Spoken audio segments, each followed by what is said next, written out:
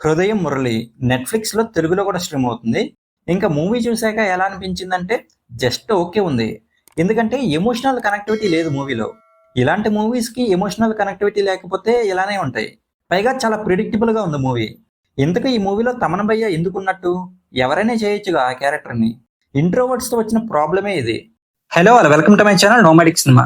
ఇంట్రోవర్ట్స్‌తో వచ్చిన ప్రాబ్లమే ఇది. వాళ్ళ ఫీలింగ్స్‌ని అంత ఈజీగా చెప్పలేరు అవతల వాళ్ళకి.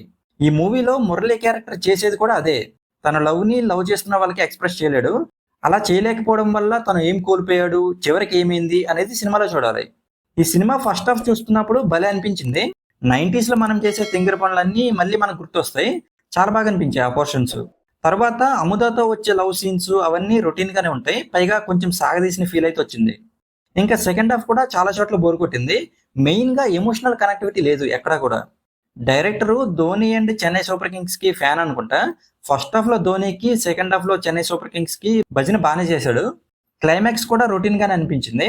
కాకపోతే ఫహద్ ఫాజిల్ క్యారెక్టర్ ని ఈ స్టోరీకి బాగానే కనెక్ట్ చేశారు. మురళి క్యారెక్టర్ లో చేసిన అదర్వు, అలాగే అముదాగా చేసిన ఖయాదు అండ్ సమంతగా చేసిన ప్రీతి ముకుందన్ వీళ్ళందరూ కూడా బాగానే చేశారు. ఫహద్ ఫాజిల్ క్యారెక్టర్ ను కూడా బాగానే యూజ్ చేసుకున్నారు. తను కూడా బాగా చేశాడు. ఇలాంటి మూవీస్ కి మ్యూజిక్ అనేది ప్రాణం పోయాలి. కానీ ఈ మూవీకి అదే మైనస్ అయింది. ఒక్క ఫీల్ గుడ్ బీజిఎం కూడా లేదు ఈ మూవీలో. అలాగే మంచి సాంగ్స్ కూడా లేవు. తమన్ భయ్యాకి మ్యూజిక్ రెమ్యునరేషన్ ఇవ్వలేదా, లేకపోతే యాక్ట్ చేసినందుకు రెమ్యునరేషన్ ఇవ్వలేదా ఏమో మరి. రెండిటికి న్యాయం చేయలేకపోయాడు. డైరెక్టర్ ఆకాశ్ భాస్కరన్ ఒక రొటీన్ లవ్ స్టోరీనే తీసుకున్నారు. స్క్రీన్ ప్లేని కూడా అంతే రొటీన్ గా రాసుకున్నారు. మెయిన్ గా ఎమోషనల్ గా కనెక్ట్ చేయడంలో ఫెయిల్ అయ్యాడు. పైగా సినిమా లెంగ్త్ కూడా చాలా ఎక్కువ ఉంది. ఒక 20 మినిట్స్ వరకు ట్రిమ్ చేయొచ్చు. ఇంకా ఓవరాల్ గా మూవీ గురించి చెప్పాలంటే లవ్ స్టోరీస్ ని ఇష్టపడే వాళ్ళకి నచ్చే ఛాన్స్ ఉంది.